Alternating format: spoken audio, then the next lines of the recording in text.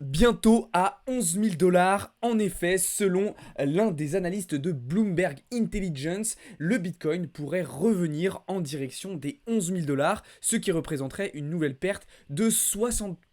En tout cas, une dévaluation, pardonnez-moi pour l'expression, de 60%. Alors, pourquoi? Eh bien, il pense ça tout simplement par un manque de liquidité. C'est quelque chose qu'on vous répète très souvent avec Théo depuis plusieurs mois. Il n'y a pas suffisamment d'argent, il n'y a pas suffisamment de personnes qui investissent et donc trop peu de liquidité, trop peu de volume. Et la deuxième raison, c'est le fait qu'on ait des taux d'intérêt directeurs mondiaux qui sont toujours de plus en plus hauts et qui continuent de monter. Alors bien évidemment, il y a d'autres raisons à cela, vous vous en doutez bien, mais ce sont les deux principales qui ont été citées par Bloomberg Intelligence. Alors dites-moi directement dans les commentaires, vous, ce que vous en pensez. Est-ce que selon vous, c'est un scénario probable? Est-ce que c'est un scénario complètement délirant? Qu'est-ce que vous en pensez? Moi, personnellement, je ne pense pas qu'on reviendra sur ces niveaux de prix. Pour moi, le bottom se situera aux alentours des 20-22 000 dollars avant de lancer un marché haussier. Mais ça, on aura la réponse seulement d'ici quelques mois. Pour le moment, c'est très très compliqué de savoir exactement ce qui va se passer.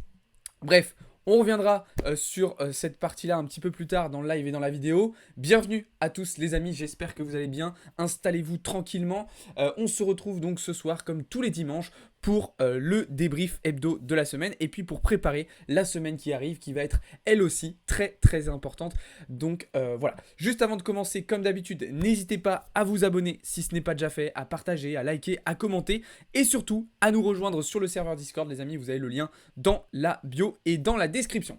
Allez, c'est parti, on commence comme d'habitude avec un premier point sur le marché crypto, d'accord? Donc marché crypto plutôt calme ce week-end, comme d'habitude, vous vous en doutez bien. Mais attention, on l'a vu sur les précédents dimanches, on a eu pas mal de volatilité. Est-ce qu'on va avoir la même chose ce soir? Il va falloir rester attentif. Je répondrai à cette question juste après, vous allez voir. Sur les 7 derniers jours, un marché très hétérogène, vraiment coupé en deux, avec un Bitcoin qui a très très bien performé, qui reprend plus 3,34%.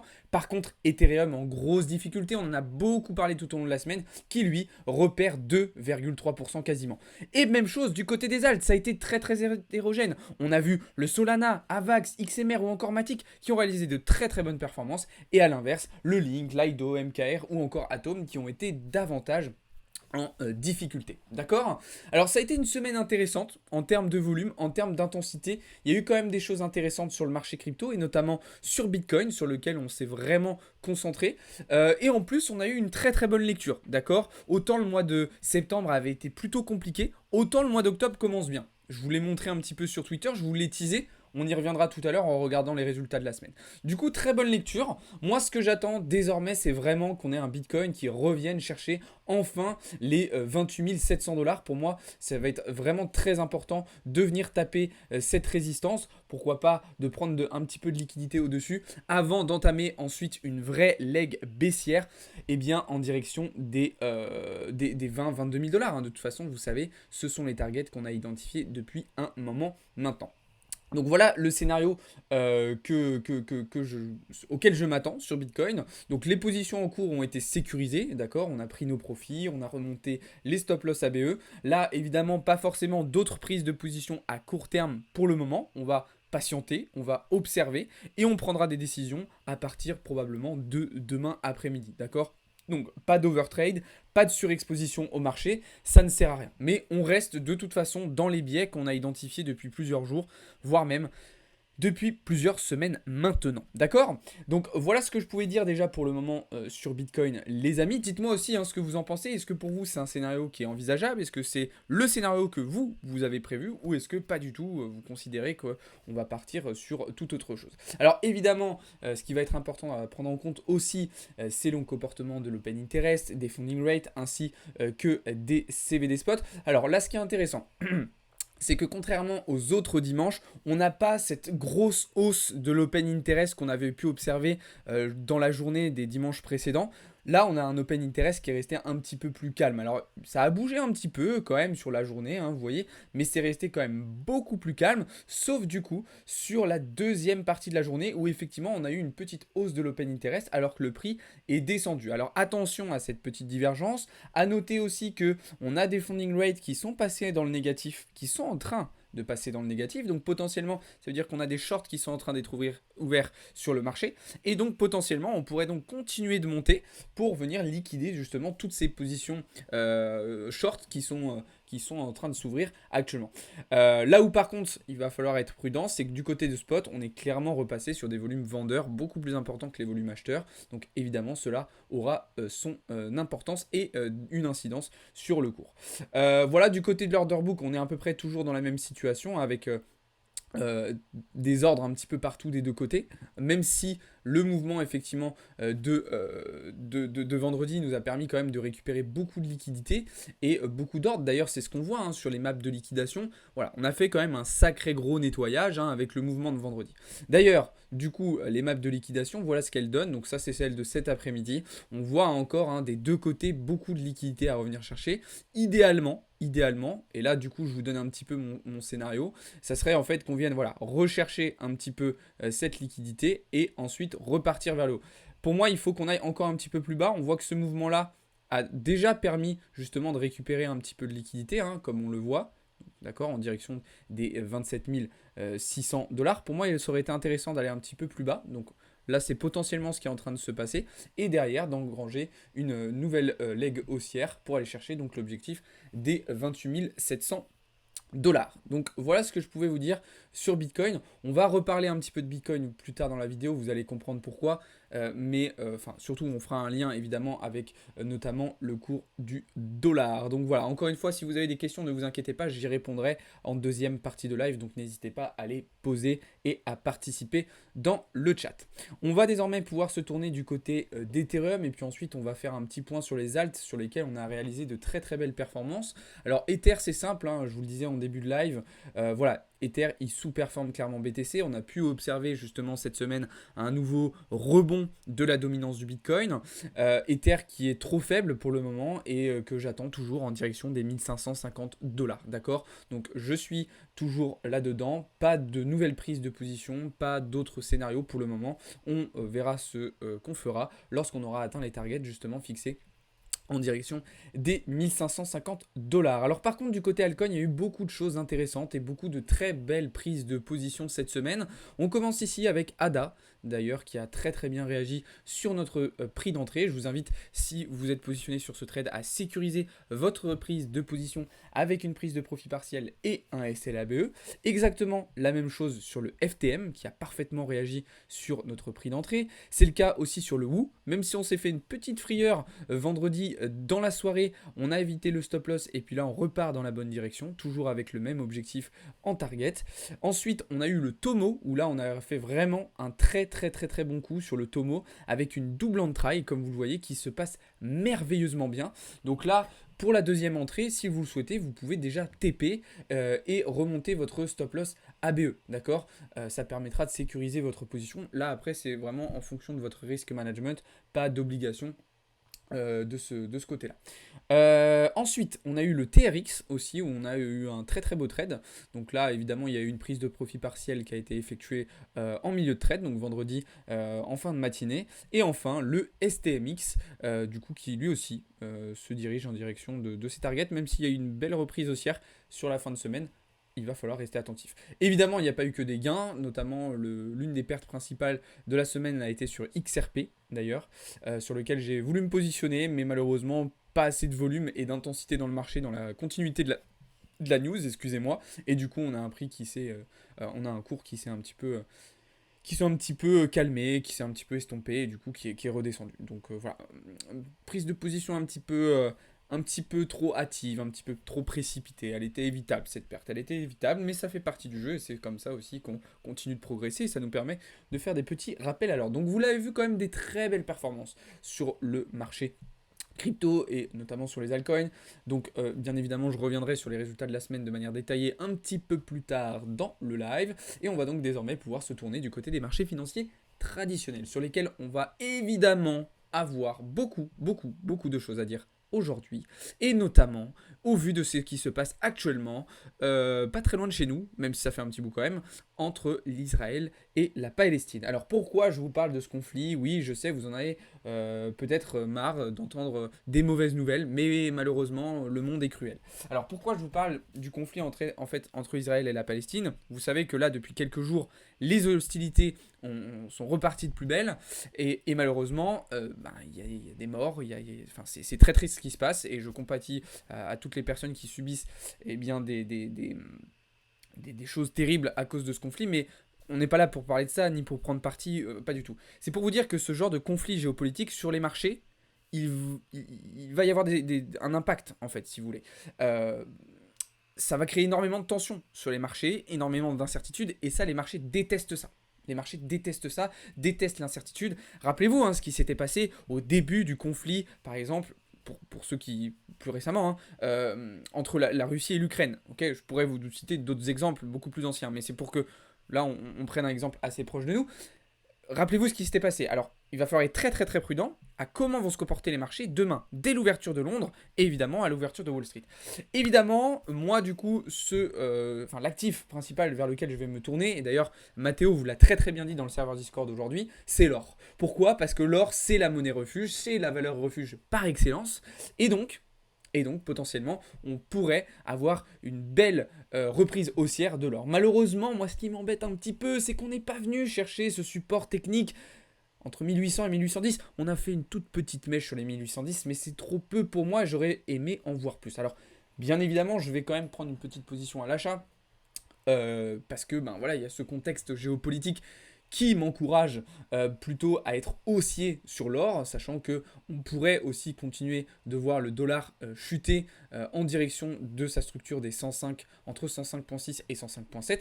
Donc effectivement, on pourrait avoir un début de semaine plutôt haussier. Sur le gold, à noter que le marché de l'or va ouvrir ce soir, donc potentiellement, on pourra déjà prendre une première position dans la nuit sur l'or. Alors évidemment, restez prudent, d'accord? C'est pas parce que je vous dis ça que le cours de l'or va s'envoler, peut-être pas du tout, mais voilà, c'est important de comprendre la géopolitique, ce qui se passe dans le monde, et de comprendre les répercussions que cela peut avoir sur les marchés financiers traditionnels. Alors évidemment, on va rester aussi très très attentif tout au long de la semaine sur le cours du dollar. D'ailleurs, on a pu observer une recorrélation entre le cours du Bitcoin et le cours du dollar, corrélation inversée, je vous rappelle, qui s'était un petit peu estompée depuis quelques mois, où on voyait un Bitcoin qui réagissait beaucoup moins en fait au mouvement du dollar.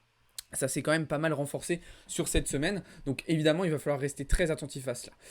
Pour faire le lien du coup directement avec la manière dont pourrait se déplacer le cours du dollar cette semaine, on va faire un petit point du coup sur les datas, sur les catalyseurs macroéconomiques qu'on va avoir tout au long de la semaine. Semaine relativement calme, ça devrait être plutôt tranquille, à part jeudi où on aura les résultats de l'inflation aux États-Unis. Pas énormément de choses à signaler. Donc demain, on aura quand même la production industrielle en Allemagne qui sera intéressante à observer. D'ailleurs, pour ceux qui s'intéressent à cette partie-là, je vous invite à aller voir la vidéo de mercredi, je crois. Alors elle n'est pas ici, on la voit pas là, mais la vidéo de mercredi. Voilà, où je vous dis que potentiellement on a l'Allemagne qui est en train de sortir un petit peu de la crise. Donc on verra si ça se confirme avec les résultats donc de demain matin. Mardi, ça sera une journée intéressante plutôt du côté européen, puisqu'on aura du coup un discours de notre chère Christine Lagarde. Et puis mercredi, journée aussi importante, mais cette fois-ci plutôt du côté américain, avec, européen encore avec IPC allemand, ok, très très important. Mais du côté américain, avec les prix à la production, les permis de construire au Canada, et puis surtout, le soir, on aura les minutes de la fête, donc le compte-rendu du FOMC, durant lequel on aura peut-être des informations complémentaires, supplémentaires, sur la politique monétaire de la Fed sur cette fin d'année 2023. Jeudi, je vous l'avais dit, la journée la plus importante de la semaine, on aura le résultat de la croissance au Royaume-Uni, mais surtout les résultats de l'inflation aux États-Unis. Voilà, donc résultat capital, vous vous en doutez bien. L'inflation, du coup, qui devrait rediminuer un petit peu sur le mois de septembre à 3,6% contre 3,7% précédemment. Et puis, bien évidemment, on aura aussi les inscriptions hebdomadaires au chômage, les stocks de pétrole brut. Et puis, on terminera vendredi avec une journée aussi très très importante, mais cette fois-ci plutôt pour les marchés asiatiques et européens, puisqu'on aura les résultats de l'inflation en Chine et on aura surtout les résultats de l'inflation en France, qui va évidemment nous intéresser particulièrement, ainsi qu'un discours de Christine Lagarde vendredi après-midi. Donc belle semaine tout de même, mais semaine relativement calme. Malgré cela, au vu des tensions géopolitiques dont on parlait juste avant, on va potentiellement avoir voilà, un petit peu de volatilité sur le cours du dollar, peut-être mercredi, très sûrement jeudi. De toute façon, ne vous inquiétez pas, tous ces événements, on les suivra en direct tous ensemble. Je vous laisserai aller voir le planning des lives de la semaine dans le serveur Discord. De toute façon, je vous le montrerai tout à l'heure. Voilà un petit peu ce que je pouvais vous dire là-dessus. Pas grand-chose à dire de plus du côté des indices boursiers, du côté des différentes matières premières. Si vous voulez savoir un petit peu mon avis là-dessus, ben, je vous invite tout simplement à aller voir dans le serveur Discord et puis aller voir les dernières vidéos sur la chaîne YouTube. Mais j'ai pas forcément grand-chose à rajouter de ce point de vue-là. Donc voilà, je ne vais pas répéter en fait des éléments que j'ai déjà identifiés. Et puis de toute façon, on refera un point demain matin. Ce qui est très important de garder à l'esprit encore une fois, bien évidemment, on garde en tête les taux terminaux de la Fed actuelle. On a un regard sur les probabilités pour les prochains FOMC. Donc je vous rappelle que le prochain a lieu le 1er novembre. Ça se rapproche. Il reste 3 semaines. Ok. Probabilité pour le moment de maintien des taux à 5,5%. Mais ça peut changer cette semaine en fonction des résultats de l'inflation. Gardez aussi bien évidemment à l'esprit que ce qui va être important, et d'ailleurs on aura les résultats fin de semaine prochaine des anticipations d'inflation, ça va être ça.